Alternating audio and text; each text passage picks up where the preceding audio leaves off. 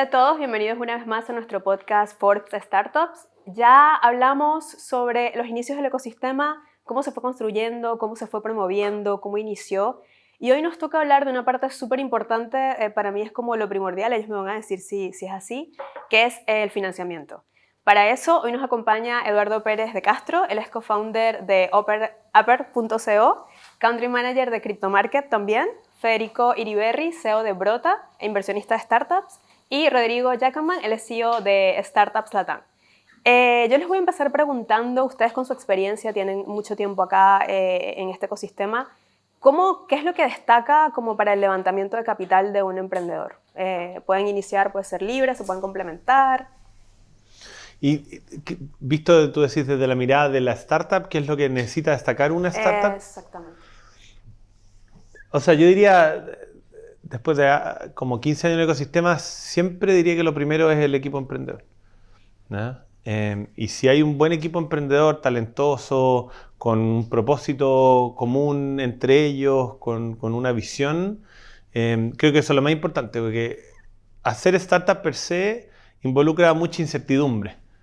Y en la medida que entonces tienes un equipo talentoso y que está comprometido con ese propósito, es más fácil que puedan ser capaces de adaptarse a estas condiciones de incertidumbre. Es como, por decirlo de alguna forma, si esto fuera una carrera de caballo, ¿ya? El caballo o esa startup no tiene experiencia, por lo tanto es muy importante el jinete y que él sea capaz de, en base a su experiencia, llevar este caballo nuevo en esta carrera de hacer su startup. Sí, yo comparto plenamente y complementando el tema del compromiso que tienen que tener con el propósito. Es que cuando uno emprende, y nosotros mismos somos emprendedores al final, uno vive dificultades muy grandes. O sea, pasa con momentos que se empiezan a mezclar con dificultades que uno tiene con la familia, con los amigos, con el día a día, el flujo de caja personal incluso, además de la empresa, uno contrata personas y ya las personas son personas que uno tiene que cuidar, el equipo. Y esos momentos difíciles realmente uno los pasa solamente porque uno está 100% comprometido y seguro que lo que está haciendo tiene mucho valor. En segundo lugar, ya es evaluar cosas que son como de negocio, que la persona antes de salir a buscar capital, y a veces suena como algo de mucho sentido común, pero el sentido común a veces es el menos común de todos, ¿ah? Uno no sale a invitar inversionistas a hacer realidad los sueños de cada una de las personas que están armando sus empresas. Uno sale a invitar inversionistas para que retúen el tiempo, para que estos inversionistas puedan hacer crecer su capital. Por lo tanto, es importante tener un plan de negocio, haber evaluado que tienen un mercado muy interesante y hayan validado de alguna forma su solución lo suficiente como para sentirse responsable de tomar el capital de estas personas, porque hay una responsabilidad muy grande en eso. Y las startups que levantan capital por primera vez tienen ese tema que no han sentido la sensación de qué es lo que es tener un inversionista, esa responsabilidad. Tener inversionistas es como tener un hijo. El primer día que uno tiene el hijo, uno celebra, pero ya el segundo día, y a los 6 meses, y al año, empieza a vivir lo que son lo difícil también de tener un hijo. O sea, no hay vuelta atrás. Claro. No hay vuelta atrás. Entonces, de alguna forma, los negocios que salen de estas startups, que tienen esta incertidumbre, pero gran potencial, tienen que ver los inversionistas que tú estás dándolo todo. Que tú estás dándolo todo por sacar adelante el negocio, porque si las cosas fallan, no tiene que quedar duda de eso. De alguna forma, uno se juega su capital personal cuando levanta capital. Hay un costo social. Hay un costo social muy importante y lo más difícil, y es muy posible que tengamos que vivir, y grandes emprendedores han vivido fracaso y han vuelto a levantar capital en otros proyectos. Y no hay que condenar el hecho que se haya fallado en una startup, pero sí, básicamente, es haber dejado todo en la cancha, haber hecho el aprendizaje antes de salir a ese segundo, por ejemplo, proyecto. Al final los emprendedores son emprendedores, pero tienen que ser muy responsables antes de sumar inversionistas. Claro, y eso también es como, ahorita vamos contigo, Rodrigo, pero eso también es importante porque cómo levantarse después de un fracaso y ya como el inversionista volver a confiar en esa persona, sabiendo como ya la idea funciona, es la idea, es la solución o es esta persona, está centrado, ¿cómo lo diferencian ustedes de la persona a la idea? De hecho, ahí justo iban a ir, obviamente me sumo las palabras de ambos, pero algo muy interesante también es entender que los fundadores, qué tan metidos están dentro del ecosistema y dentro de la industria. Entonces, al final de todo, claro, como inversionista tú puedes decir, voy a invertir, pero obviamente da más confianza ver a alguien, por ejemplo, que ya haya fallado y que está volviendo dentro de la misma industria, que ya conoce cómo funciona, que ya tiene experiencia moviéndose con inversionistas, por ejemplo, vamos a hablar de la fintech, por ejemplo, y ya conoce, ya ha trabajado en el mundo de la banca, ya ha entendido todo ese proceso. Entonces, creo que también es muy importante, además del equipo y la experiencia, es entender cómo esa persona está posicionada y cómo tú te posicionas antes de levantar capital dentro del ecosistema. El estar presente y decir, oye, ¿sabéis qué? Puedo fallar, pero también tengo una red que me va a estar apoyando antes de fallar, y si es que fallo puedo levantar de nuevo. ¿Por qué? Porque ya me conocen y saben cómo trabajo. Entonces yo creo que esa parte de cómo el equipo se va metiendo en sus propias áreas, y haría, no sé, pues, si eres la persona de finanzas o eres la persona de comercial, cómo son tus relacionamientos, cómo participáis y cuánto te conocen a ti dentro del ecosistema. ¿Ustedes lo ven igual? Sí, yo de alguna forma, como para complementar eso, de alguna forma, muchos de los emprendedores cuando parten un proyecto es la primera vez que lo hacen. No quiere decir que no tengan experiencia. Han tenido experiencia trabajando, han tenido experiencia haciendo otros negocios, pero de alguna forma, o algunos, poca experiencia. Pero sí logran identificar esta oportunidad, logran identificar este mercado, tienen el talento para hacerlo. Pero la mayor parte de las startups que se acercan a nosotros no tienen experiencia en qué es lo que es hacer un proceso de vivir lo que es una startup. Por ejemplo, nadie es experto en levantar capital. O sea, lo que tenemos en común es que tú eres experto en un negocio, no eres experto en levantar capital o saber relacionarte con inversionistas. ¿Cuáles son las mejores prácticas legales? Y ahí se cometen muchos errores. Entonces, ahí de alguna forma viene la capacidad que tenga la startup de relacionarse rápidamente para sumar ese aprendizaje o complementarlo con personas del ecosistema. Al final, claramente una startup que falla es una startup que vivió todos esos procesos y ya el segundo proceso lo hace con un aprendizaje, lo que puede acortar definitivamente los recursos que se gasta para llegar a un MVP, llegar a una validación de un negocio y el tiempo que se tarda con respecto a una que lo hace por primera vez. Entonces, no quiere decir que el que lo haga por primera vez no lo puede hacer con esa velocidad, pero seguramente para lograr y bajar esa incertidumbre de que lo logre hacer con esa velocidad va a depender directamente de que se apoye en un ecosistema que lo ayuden y que esa persona tenga la capacidad de escuchar y actuar con respecto a lo que ese ecosistema le está diciendo. Sí. Sí, y relacionado con lo mismo y con lo que dijo Rodrigo en particular, como que creo que, y lo decías tú también, Eduardo, como parte de emprender es que en algún punto vas a tener que apalancar tu capital social y eso tiene que ver con la confianza que tiene ese entorno en ti. Efectivamente es mucho más difícil de convencer a las personas de que inviertan en tu proyecto si sienten que lo que estás haciendo no tiene nada que ver con lo que habías hecho antes. Porque entonces es más difícil de hacer esa conexión de decir, ¿es Federico el indicado para hacer una startup de pan? Fuera que come mucho pan, probablemente no es el indicado para hacerlo porque no sabe nada de hacer pan, ni de la industria, ni de los actores, ni de cómo diferenciarse de lo que existe, etc. Y efectivamente, yo creo que lo que nos pasa mucho es que culturalmente le tenemos mucho miedo al fracaso, a todos en general. Entonces, Y en Chile en particular. Sí, en Chile en particular. Lo que en general pasa es que emprenden y a diferencia de quizás los gringos o las personas en Estados Unidos, que hacen una startup y que si no es exitosa muy rápido, prefieren matarla, aquí muchos terminan como pimeizándose o transformándose en una pyme, solamente como por no quedar mal y no mostrar que fracasaron. Y ese no es realmente el viaje de una startup cuando invita inversionistas, ¿ya? Si en promedio, 8 de cada 10, cualquier empresa sea, tipo de empresa, va a fracasar, en el mundo de las startups eso es aún más presente. Y por lo tanto, si 8 de 10 mueren, el inversionista con 2 tiene que cubrir lo que perdió en las otras 8 y además ganar plata.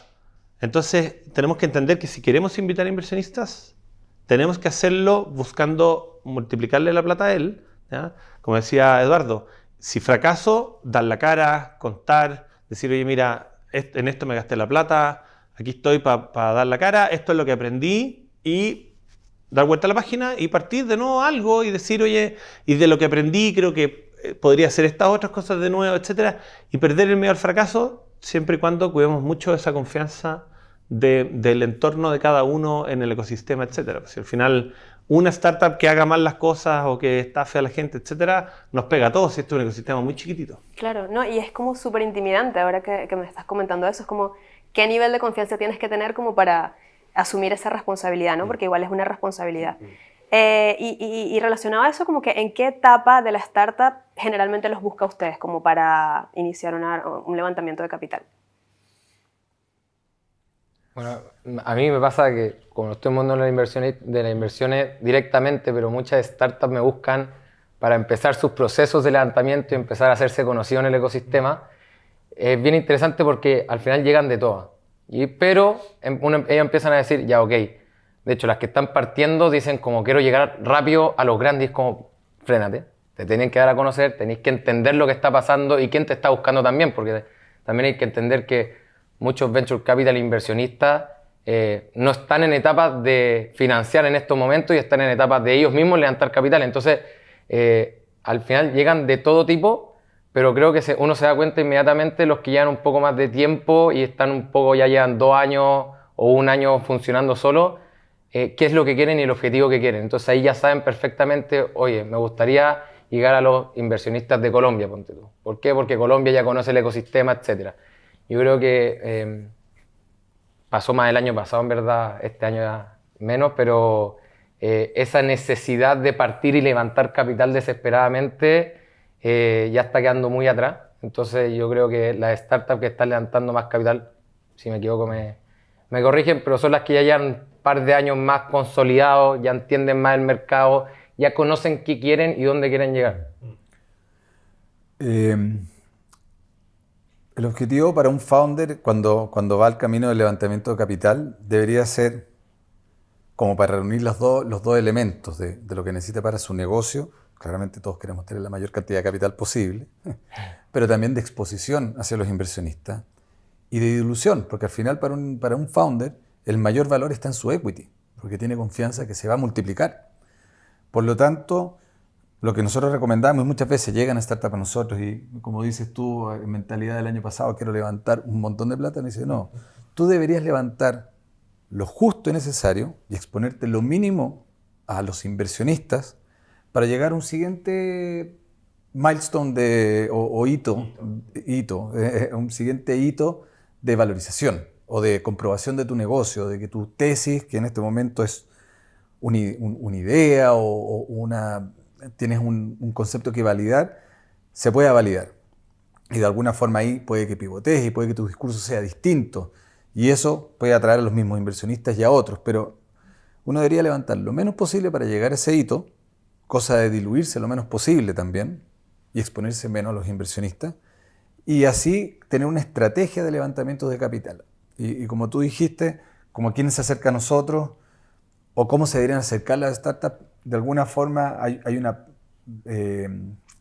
un camino que seguir. O sea, tú eres una startup que está en una etapa idea, muy inicial, normalmente tú levantas entre las personas que más te conocen, porque al final están apostando 100% en ti. Y en la medida que vas creciendo, van apostando siempre en ti, pero mucho más en el negocio y lo que tu negocio está comprobando. Por lo tanto, tal vez la primera etapa, tú estás en tu casa, en un garage, vas a recibir capital de tu hermano, de algunos amigos cercanos que los vas a convencer. A una siguiente etapa vas a empezar a abrir un poco más tu red, a tus amigos, friends and family, como lo dicen por ahí, como en esas 2 etapas. Y ya cuando llegas a un nivel de probar tu negocio, como puede decir la etapa MVP. MVP para los que no conocen es como Minimum Viable Product, que quiere decir que tú pruebas con el mercado, con una pequeña prueba de que lo que tú propusiste está funcionando, que ya más o menos tienes la idea de la propuesta comercial, que te funciona la máquina y ahora tú tienes que crecer. Entonces yo diría salir a buscar capital un poco más ajeno a tu red de contactos que te va a perdonar si te equivocas porque saben cómo eres tú.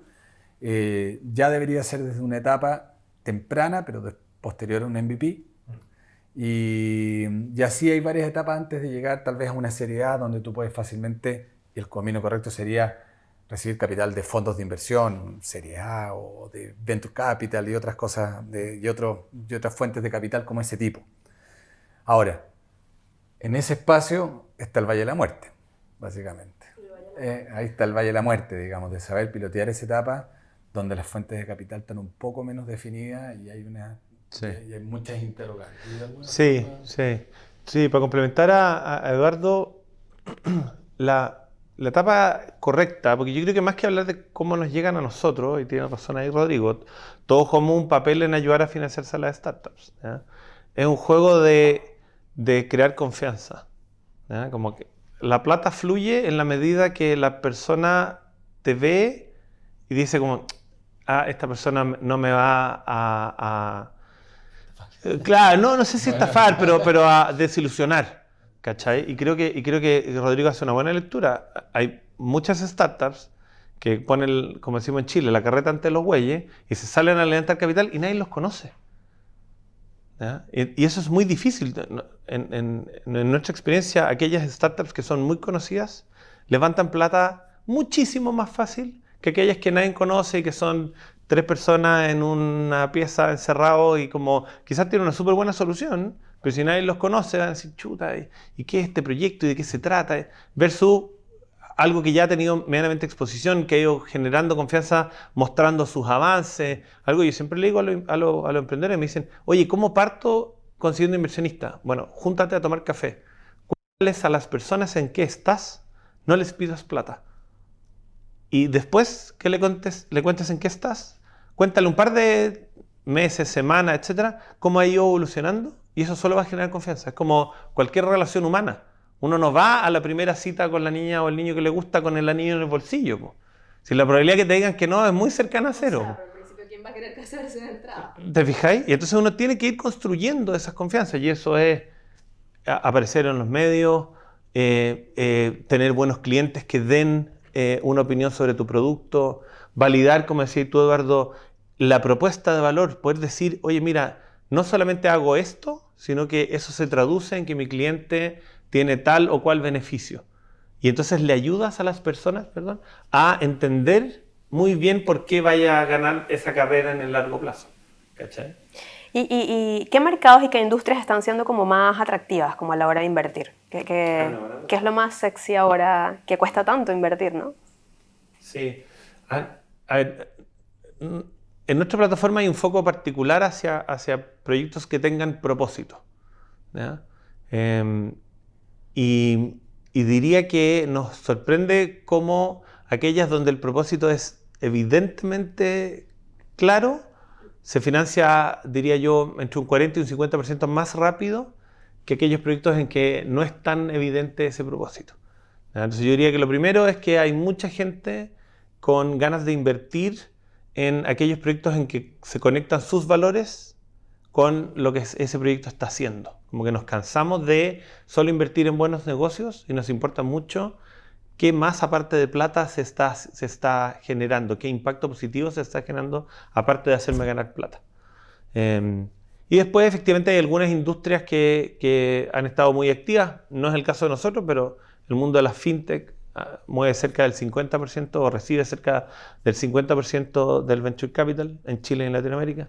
Pero también de a poquito van apareciendo industrias donde Chile tiene ciertas ventajas, entonces todo lo que es food tech, todo lo que es, no sé, life science o biotecnología, porque tenemos un capital humano y académico muy importante, entonces se puede generar ciencia y tecnología desde la universidad y ahí hay biotecnología, life science, health tech, etc. Yo creo que en general, de nuevo, como yo diría un buen punto intermedio es que esa startup tenga un propósito y que además esté de alguna manera incorporando o innovando en un modelo que le permita escalar. Si eso incluye una tecnología, creo que es una discusión más amplia, pero eso por nuestro lado.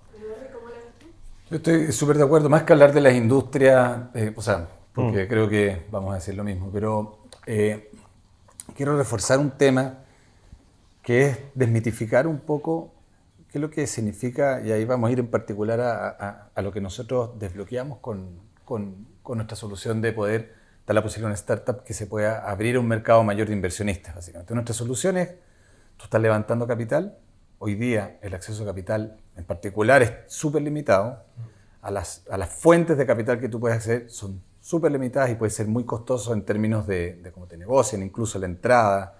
Es incierto. O sea, al final, hoy día tú vas a los fondos de capital, vas a ir a 3, 4, 5 y es un juego 0-1. Pueden pasar 6 meses y no cometer ninguno. Entonces, el crowdfunding te da la opción de no dejar de lado estas opciones, pero en ese recorrido invitar a una comunidad. Invitar a una comunidad que comparte de alguna forma tu negocio, que es seguidor tuyo, a convertirlos en inversionistas. Y al convertirlos en inversionistas existe un valor emergente, que es tú pasas de tener clientes y seguidores a tener embajadores realmente muy potentes con tu marca y crear una estrategia incluso alrededor de eso. Entonces, volviendo al tema que está diciendo Fede, si una startup puede tener propósito, puede tener un modelo de negocio muy interesante, tener capital humano, pero si no ha tenido contacto con esa comunidad, es muy difícil que la convierta. Y ahí... Sí, lo veníamos hablando antes de lo mucho que le cuesta a las startups generar esos primeros inversionistas que pongan un poquito de plata y que eso empiece a hacer andar un levantamiento de capital. Así que... Sí, de todas maneras. Entonces yo creo que no es una panacea el crowdfunding. Se dice que se proyecta que aquí el 2027 el crowdfunding puede ser al menos el 10% de la inversión en el mercado. El crowdfunding inmobiliario, por ejemplo, está creciendo tremendamente porque, claro, las fuentes de capital están siendo más difíciles, los créditos están más difíciles y eso no se ve que se vaya a dar vuelta en los próximos años. Entonces el crowdfunding sí es una solución, pero es una solución si existe el elemento de que tú tienes esa comunidad. Por subirte a una plataforma de crowdfunding y presentarte, y eso lo hemos vivido en experiencia. O sea, hemos subido startups que tienen muy buenos planes de negocio, muy buenas ideas, pero al no tener comunidad no convierten, como otras startups que hemos tenido en nuestra plataforma, que tienen muchos clientes, que tienen personas que han disfrutado del producto, y ahí es donde ellos desbloquean esa comunidad.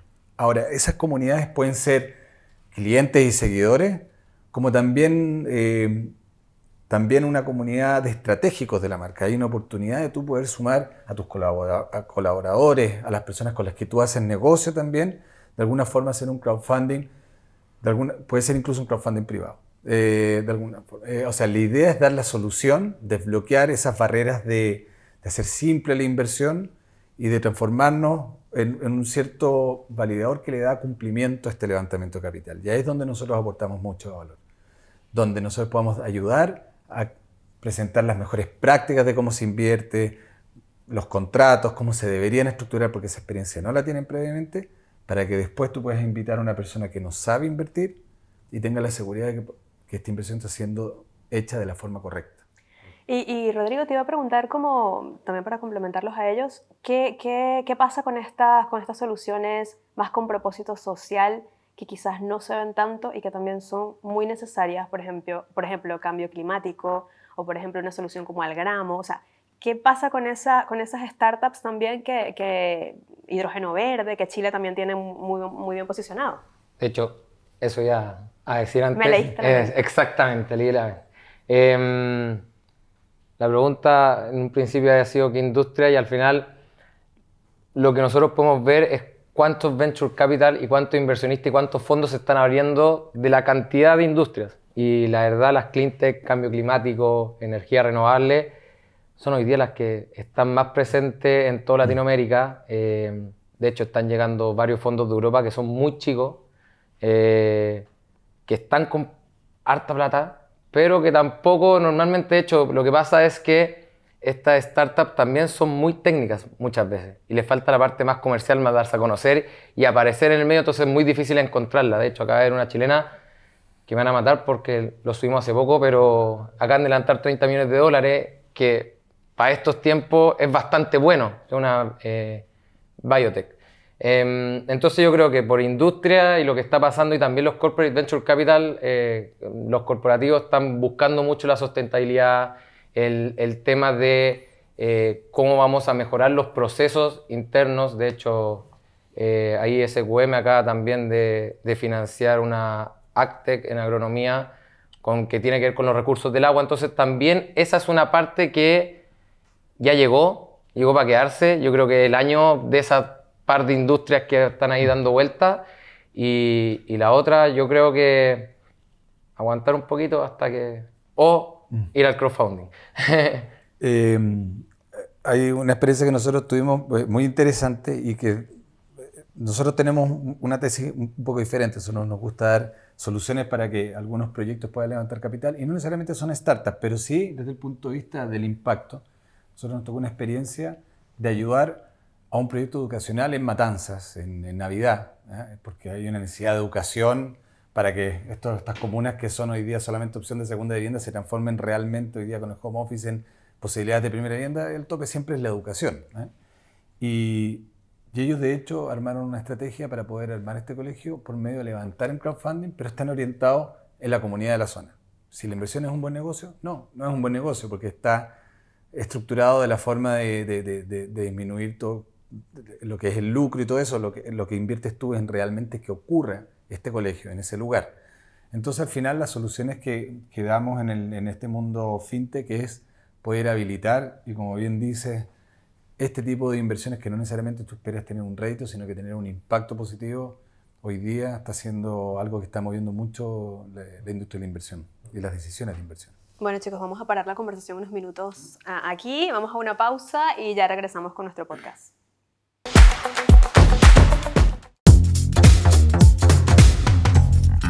Tus videos se ven bien, pero pueden ser cinematic.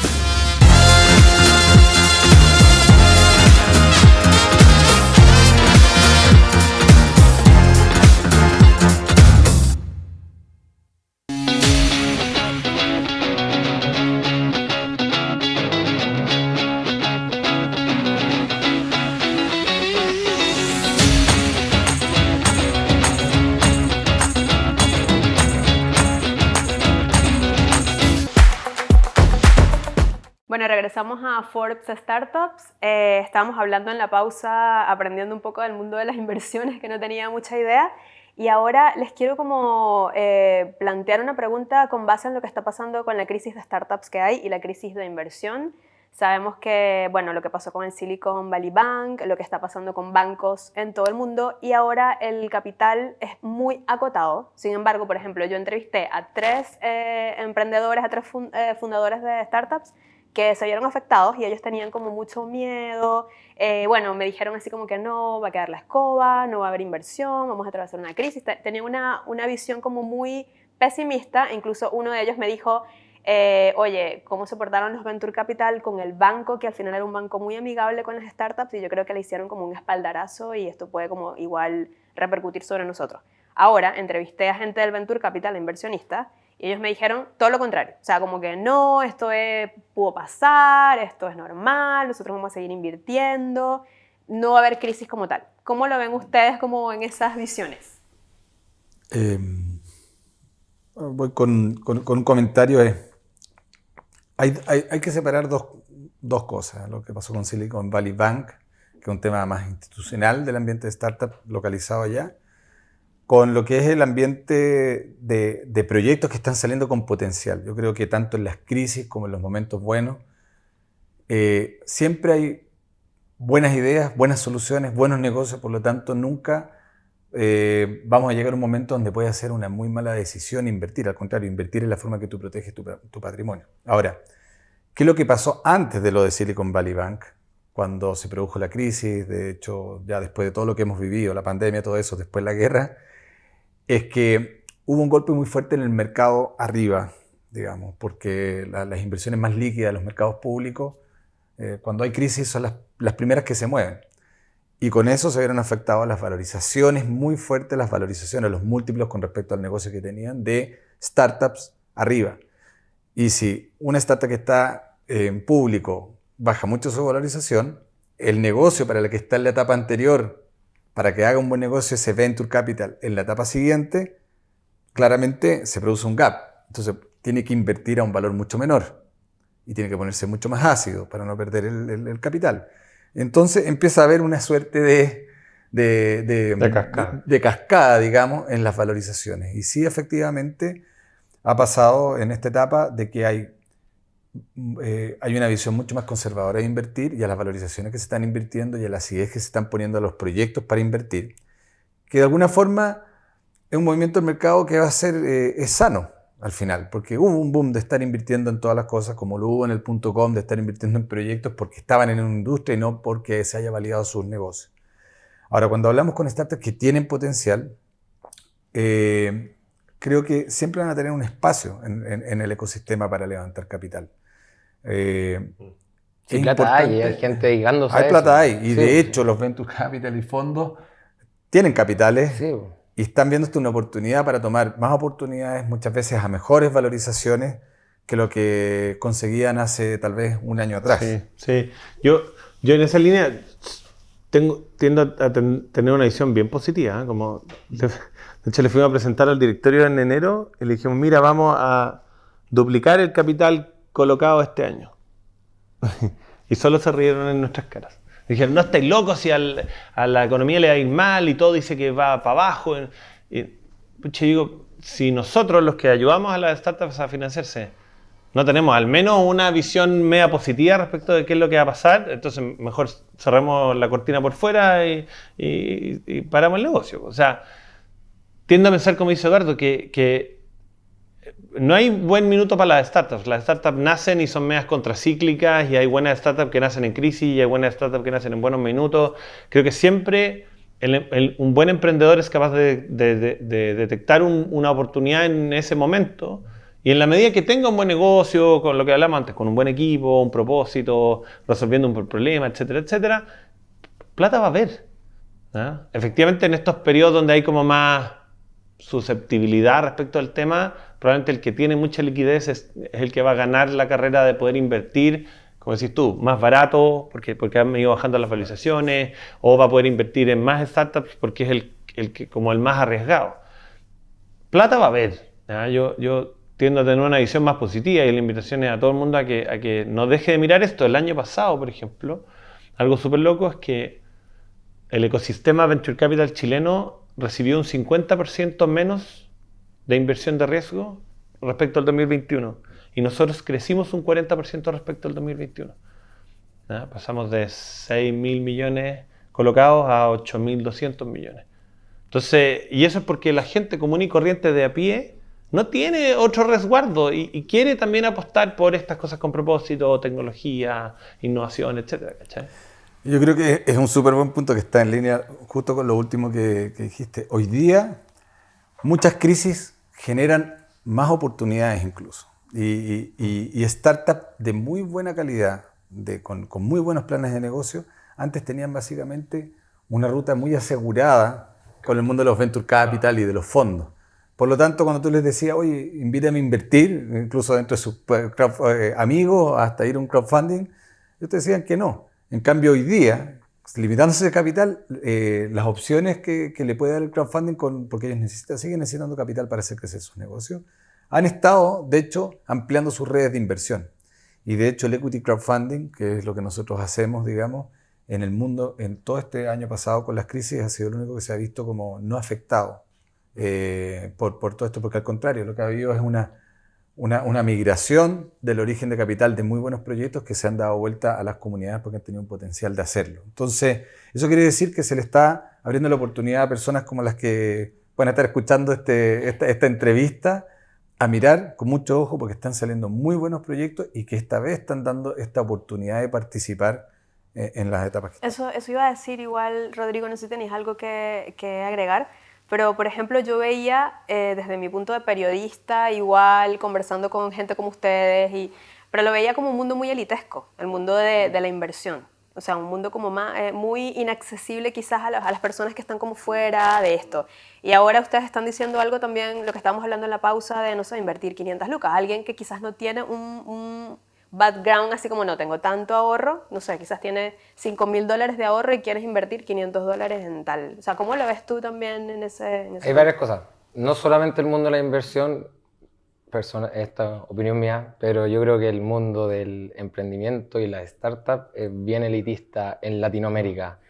Es algo que se ha ido mejorando, ha ido creciendo. Creo que el mundo y la facilidad de aprender a programar y de toda la parte educacional, todos los programas también financieros, etcétera, ha ayudado a que esa masa crezca, pero obviamente sigue siendo gran parte de Latinoamérica, un porcentaje chico de Latinoamérica es la que está invirtiendo y participando y fundando startups.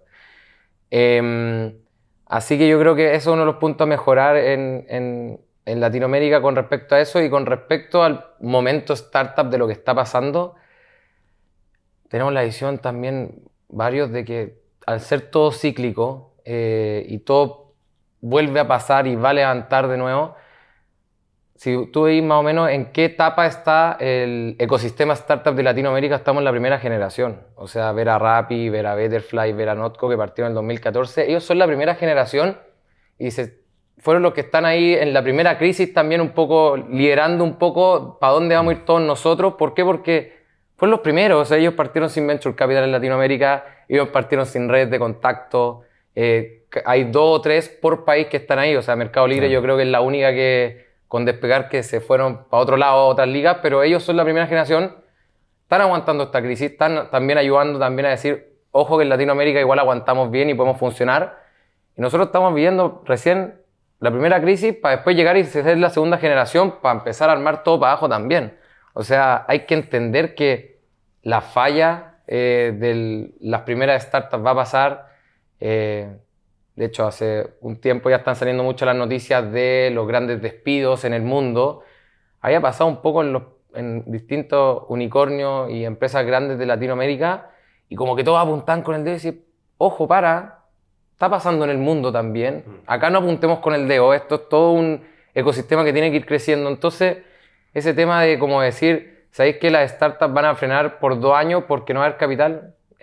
Para mí es mentira completamente, es decir, es cíclico, le está pasando a las pymes, le está pasando a los emprendimientos, le está pasando a las startups, le está pasando a las grandes empresas, está pasando a todo. Y eso en 2 años más debería estamos... Algo que creo que conectándolo con lo que hablábamos en la primera parte y con esto que hemos estado hablando, es como lo que sí está pasando es que las startups más viejas, por decirlo de alguna forma, que deberían haber apuntado a hacer un levantamiento de, no sé, $5 millones para arriba, están llegando, por ejemplo, a hacer algo que se llama ronda puente. Si digo, oye, ¿cómo levanto entre, no sé, $500,000 y $1 millón? Extiendo mi runway, mi periodo de vida saludable, ya, no sé, 8, 10, 12 meses, para esperar a que estos tomadores de decisiones de los grandes fondos digan, ya, ahora se tranquilizó, volvamos a invertir. ¿Ya? Muchos de los grandes fondos que se necesitan en esta cadena no habían estado invirtiendo porque lo que estaban tratando de hacer con la plata era ver si tenían que salvar a alguien en el que ya habían invertido. Claro. Entonces su decisión de no invertir no es que este es un buen o mal momento, partiendo porque estamos todos metidos en el capital de riesgo. O sea, si no supiéramos de invertir en malos periodos, no lo haríamos. Es eso. Ellos están diciendo, chuta, o llega un punto donde salvo al que ya le invertí, y que si no es plata perdida, o invierto en los nuevos. Entonces, a esperar a esa decisión, hay muchos startups más grandes haciendo estas rondas puentes que les permiten como extender un poquito la paciencia hasta que puedan volver a conectar ahí. ¿Ya? Los chicos siguen levantando igual. De hecho, estadísticamente el año pasado, la única etapa que creció respecto del capital que recibió fue la etapa temprana, el como seed stage y antes. ¿Cachai? Así que... Sí, de hecho, justo viniendo para acá, estaba leyendo un reporte de Carta, que es una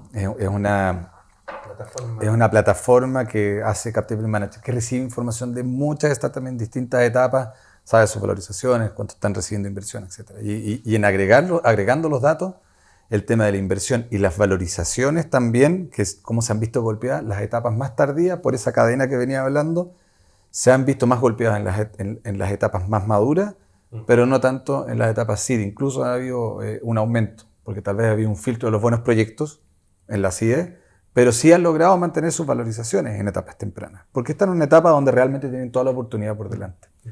Y quería tocar un punto y decía, que estábamos comentando, el tema de lo elitista. Al final, lo elitista se da por varios motivos. Hay algunos que son estructurales, algunos que son por conocimiento de la industria. O sea, al final nosotros lo que buscamos es dar información y acercar a personas que puedan invertir un poco para empezar a educarse en algo. Y a veces el elitismo es porque hay personas que se autoexcluyen, se quedan afuera porque porque no han tenido el acceso a la información. Entonces muchas veces las personas que han estado cerca o han tenido la posibilidad de invertir altos capitales y tener participación se han visto informados y por eso que se ha formado en forma natural esa élite. Entonces una de las misiones es tener mucha información disponible y de a poco las personas puedan tomar con el mismo nivel de decisión, pero con capitales distintos. Y lo otro, hay cosas estructurales, que es cómo bajamos las barreras de que una persona pueda invertir un monto menor. Porque invertir en forma privada es caro.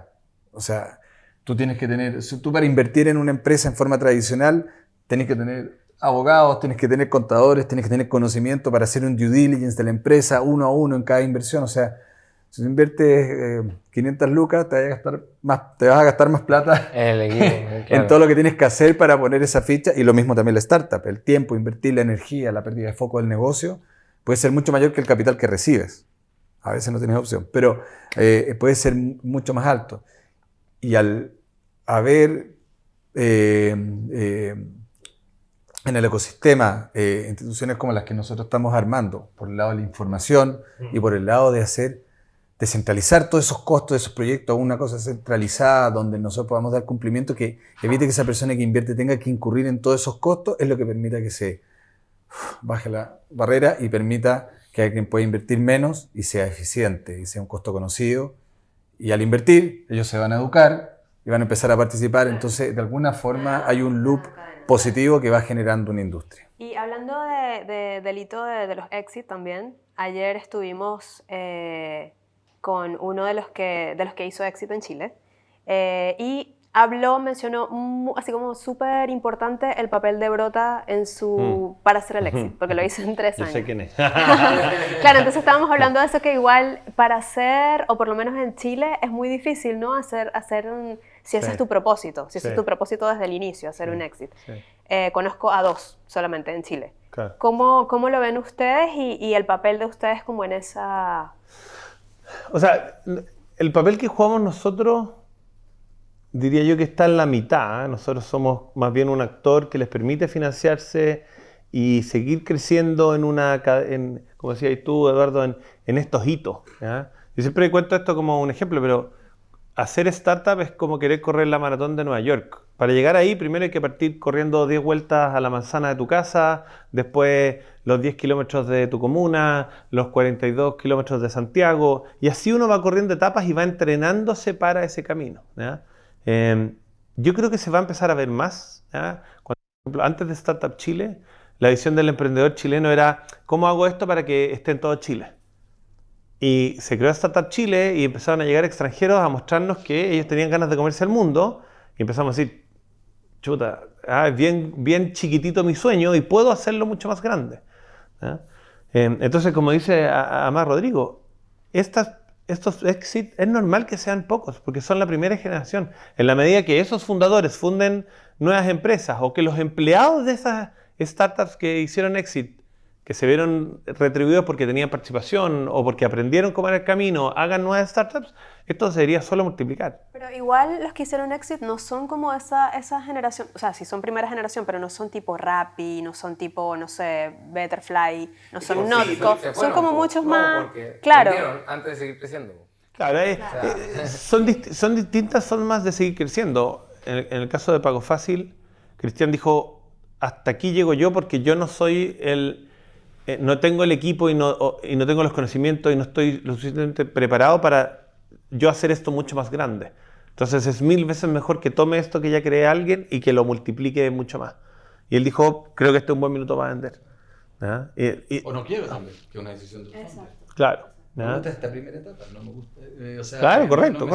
Yo creo que tiene que ver con una visión de saber cuál es tu meta final. Y yo creo que mucho de lo que pasa es que porque estas primeras generaciones no conocían realmente el viaje, como que pongámonos a emprender porque es sexy o es interesante, pero no sé cuál es mi propósito, ¿eh? O sea, cuál es mi meta. Quiero vender la compañía, me veo de viejito repartiendo dividendos a los inversionistas, es un camino muy distinto al camino de las startups, ¿ya? Y creo que en la medida que haya más claridad, y sobre todo que lo conversamos también en la pausa, que haya más empresas comprándose startups, eso también es un sueño que se acerca. Y hoy día decir, voy a partir un nuevo negocio porque se lo voy a vender a tal banco, la probabilidad de eso es ínfima, po. ¿Cachai? Entonces también el sueño se acompaña de una cuota de realidad, po. No, si no, es más loco que un sueño, ¿cachai? Pero hay algo interesante porque, como lo había dicho antes, el tema de las primeras generaciones, en otras partes del mundo sí está la línea de decir, ¿sabes qué? Voy a crear algo para poder venderlo lo antes posible, y es empezar a entender el negocio, que existen otras maneras, de que no hay que hacer el Steve Jobs, el CEO que todos quieren ser de una empresa, sino que también hay otras formas de hacer negocios, hay otras maneras y están todas perfectos. De hecho, yo creo que en Latinoamérica seguimos con la visión de quiero ser el que cambie toda la industria, y es como, tranquilo, si todos podemos ir por todos los mismos lados. Y es porque es lo más visible, ¿eh? Yo hablábamos ayer de esto con alguien, no me acuerdo con quién, pero decía, el gran problema es que solo vemos ese emprendedor que vendió esto en 6 billion. Pero entre medio, en Estados Unidos, la gran masa de verdad de éxito ocurre en el inversionista que tiene, el fundador que tiene entre 35 y 45, que partió un negocio porque identificó algo que le duele a un grupo de empresas y va y lo vendió en 20 millones de dólares, y con ese capital partió su siguiente cuento y vamos dándole vuelta. O se metió al mundo de la inversión y, o sea... o hizo Exacto. sí. ¿Cachai? Justo estábamos conversando, por ejemplo, un camino. Claro, un start debe decir, ¿a dónde está mi oportunidad de exit? Estoy cubriendo una industria porque estoy cubriendo una área geográfica, y de repente empiezo a emular a alguien que lo está haciendo afuera, y de repente ese otro, para tomar el mercado, te compra. Pero hoy día también hay otro camino, que hay empresas que están transformándose en Venture Capital y hacen llamados porque ellos tienen algo que solucionar y se están conectando con startups porque ellos internamente no tienen la agilidad, no tienen el propósito, la motivación de estar haciendo algo, una solución que mucho más rápidamente y mucho más ágilmente lo puede hacer un emprendedor. Y ahí el camino muchas veces puede ser crecer, capturar un mercado, tener clientes cautivos, tener un cliente cautivo que es el que te convocó porque tiene una solución concreta, y el camino de éxito puede ser perfectamente eso, y eso puede ser un súper buen negocio también para un eventual inversionista. Pero yo creo que hay muchas formas de verlo. Entonces también cuando uno dice cuál es el rol de nosotros en el éxito, yo creo que el rol de nosotros es más de construir esta primera etapa y de sobrevivir este valle de la muerte hasta que tú puedas, ojalá llevarlo un poco de la mano o darle las herramientas, ayudarlo, no llevarlo de la mano en realidad, porque la startup tiene que tener su propio power. Pero ojalá ayudarlo a recorrer este camino de factibilidad para llegar a estos capitales mucho más que te pueden ayudar en network, a hacer crecer fuera de Chile, y eventualmente el exit es muy relativo a cada startup. Son industrias completamente distintas, una con respecto a la otra, entonces es muy difícil decir que nosotros vamos a llevarlos a ese camino del éxito. Eso es algo que ya tiene que tener el founder acá y claro en su propuesta, en su camino. Y para finalizar, les quería como preguntar, no sé, para sintetizar los errores que ustedes ven comúnmente con base en sus experiencias de estos emprendedores a la hora de levantar capital. ¿Cuáles son los errores así como más identificables o más comunes? Caché que mi diagnóstico hace unos 5 años era que había poca preparación respecto del proceso de levantar capital. Entonces llegaban como sin un pitch claro, sin una valorización razonable ¿cómo se llama? Con un fundamento. Eso ha ido cambiando de forma muy acelerada, en parte porque hay más información, uno puede ver más casos, puede aprender, hay podcasts y contenido respecto de esto, uno puede leer, etc. Creo que los errores más comunes por ahora son no tener claridad de cuándo es el mejor momento para tu proyecto de levantar capital, y tiene que ver, tú lo decías antes, Eduardo, con ese como market fit, con esa validación de tu solución en el mercado, ¿ya? Porque como lo decíamos antes, si invertir en startups es invertir en una empresa con mucha incertidumbre, si más encima tu negocio no tiene certeza, entonces la probabilidad que entre capital es muy baja. Y a mí siempre me dicen, Fede, ¿cuándo es el mejor minuto? Y yo digo, el mejor minuto es cuando vienes creciendo a una tasa de manera sostenida, o sea, 3, 4, 5, 6 meses en que creces mes sobre mes. Ahí hay una señal de un buen momento para levantar capital, porque de alguna manera ese crecimiento sostenido es evidencia de que tu solución está calzando con el problema que el mercado tiene realmente, ¿ya? Y el resto se ha ido dando. Llegan equipos mejor preparados, llegan con mejores pitch, llegan con relativamente buenas valorizaciones, un poco más, un poco menos, pero al menos con una valorización, con algún grado de respaldo. Y diría que el segundo error, lo conversábamos antes de entrar con Eduardo, es que no cultivan su entorno de cercano. La primera persona más evidente para invertir es quien ya confía en ti, que es la barrera más difícil de sobrepasar para que cualquier persona invierta. Si los cercanos tuyos no invierten, es una señal de que hay algo que no está funcionando. ¿Eduardo? Comparto completamente lo que acaba de comentar Fede. Sí creo que todavía llegan muchas startups. Sí creo que todavía llegan muchas startups que de alguna forma, y lo dije en un momento al principio, no tienen ese sentido común a la claridad de que cuando tú te decides abrir inversionistas, tú tienes que llevarlos en un buen camino, que va a tener relación tal vez con las valorizaciones o de la madurez de decidir en qué momento tú los invitas. En etapas más tempranas, invita a una red más cercana, más contenido, porque te puede pasar algo en el camino. Y si tú lo invitas a una valorización muy alta en una etapa inicial, y muchas veces muchos se guían por las valorizaciones que les pasa una persona que les pasa un papel que es referencial nada más. Tú vas a ser quien va a tener que darle esa explicación al inversionista en 1 año y medio más o en 2 años más. Tú estás sumando un hijo y al final tú tienes que pensar, invitar a invertir a alguien pensando que le vas a dar un buen camino, una rentabilidad, de alguna forma. ¿Ya? No solamente está invirtiendo en ti en cumplir un sueño. Y ese sentido común yo creo que muchas veces, no diría es más que un error, pero un tema de criterio que se tiene que reforzar y que normalmente cuando se acerca a nosotros tratamos de reforzarlo. Aparte de los elementos que en el fondo estábamos conversando. ¿Y tú, Rodrigo? ¿Cómo lo...? Aquí yo lo veo de otra parte de la startup, cuál es un buen momento, cuáles son los errores para invertir. A mí, si estoy viendo una startup y estoy siguiendo una startup que me dicen está levantando capital para sobrevivir, es una alerta demasiado grande. ¿Por qué? Porque hay muchas startups que llegan y dicen, oye, me voy a quedar sin plata, ya sabéis que vamos a buscar levantar capital para poder sobrevivir un poco más. Creo que el error fundamental de muchas startups que están buscando levantar capital es que se enfocan en levantar capital y no están enfocados en otras cosas.